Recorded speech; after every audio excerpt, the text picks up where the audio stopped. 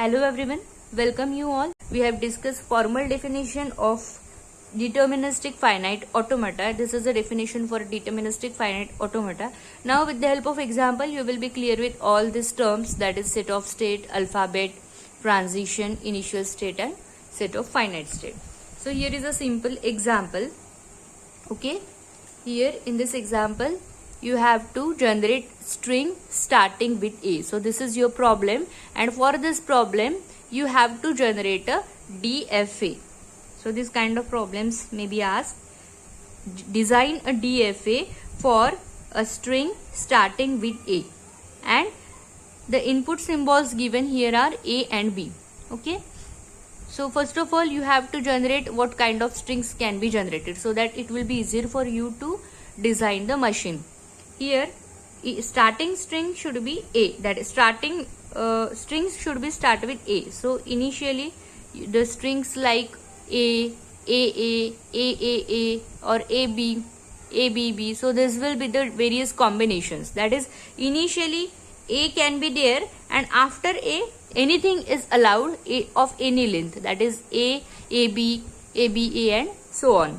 Now we start with developing the finite state automata, that is DFA. So initially you have to start with the initial state. Q0 will be our initial state, and the resultant string language we want is string starting with A. So initially you have to give A as an input and consider this Q1 as a final state.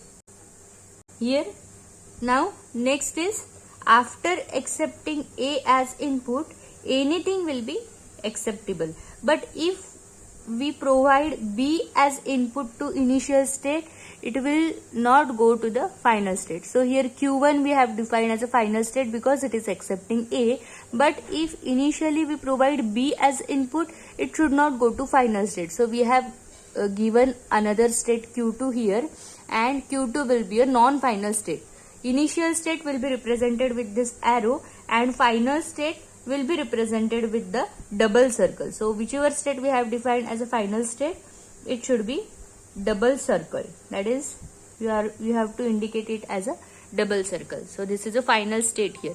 Now what happens if you provide A and B as input to Q2?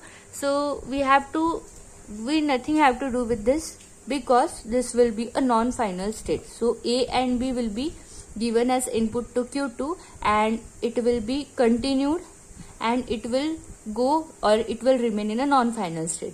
Now next is, what if we provide A and B as input to Q1? So after accepting A, anything will be acceptable, so that it will remain in the final state. So that's why we have provided A and B as a loop to this Q1 state. This indicates loop, that is infinite number of A and B can be provided to this state Q1.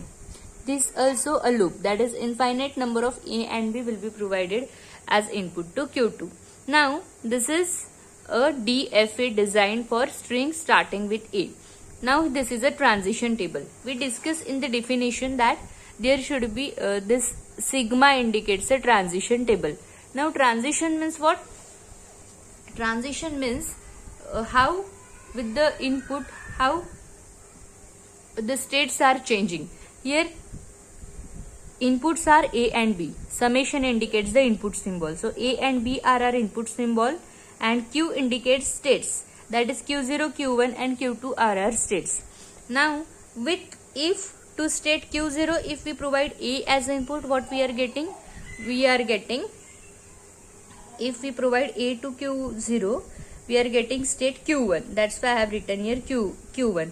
And if we provide B as input to state Q0, we are getting state Q2. So here it is Q2. Now same for Q1.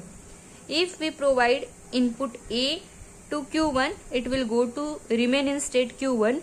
And if we provide B to state Q1, it will remain in state Q1. Same for Q2. If we provide input A or B to state Q2, it will remain in state Q2. So this is called as transition table. So I hope this concept of how to design a deterministic finite automata is clear to you with the help of this example.